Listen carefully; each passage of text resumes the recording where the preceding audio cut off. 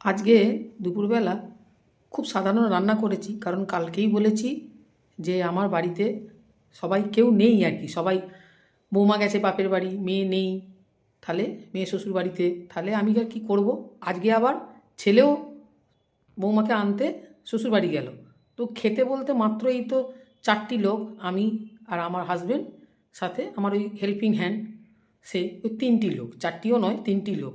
তো সব কী আর রান্না করব, প্রত্যেক দিন কী রান্না, এক গাদা রান্না করতেও ইচ্ছা করে না। আজকে ওই জন্য খুব অল্প রান্না করেছি, দেখাই আপনাদেরকে।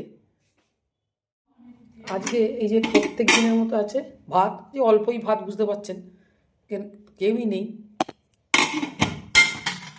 আর আছে, আপনাদেরকে সে আগেও বলেছি, সেদ্ধ মুসুর ডাল, ঘি দিয়ে কাঁচা লঙ্কা দিয়ে, অল্পই আছে। আর আছে বেগুন ভাজা, গরম গরম এই মাত্র বেগুনটা ভাজলাম, এবারে খাওয়া হবে।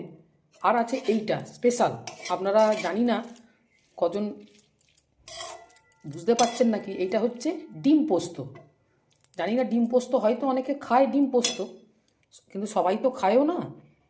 এটা হচ্ছে আমি যেটা করি, যেটা এখানে এসে ডিম পোস্ত মানে ডিমটাকে ভেজে ছোট ছোট করে টুকরো করে খুন্তি করে ঘেঁটে নেওয়া হয়, তারপরে এটা একটু ঝাল ঝাল করে ডিম পোস্ত খেতে খুব সিম্পলের ওপর খেতে খুব ভালো লাগে। শুধু ভাত নয়, এটা দিয়ে রুটি খেতেও খুব ভালো লাগে। তো আপনারা জানাবেন, কেউ কি ডিম পোস্ত আগে খেয়েছেন? ডিম পোস্ত আমি দেখেছি একটা দুটো জায়গায়, যে ডিমটাকে সেদ্ধ করে হয়তো কেটে টুকরো করে পোস্ত করে, কিন্তু এইভাবে ডিম পোস্ত সত্যি বলতে কি আমি কোথাও দেখিনি। এটা আমার শ্বশুর বাড়িতেই করে, বিশেষ করে আমি করি। এটা বলতে পারেন আমারই রেসিপি।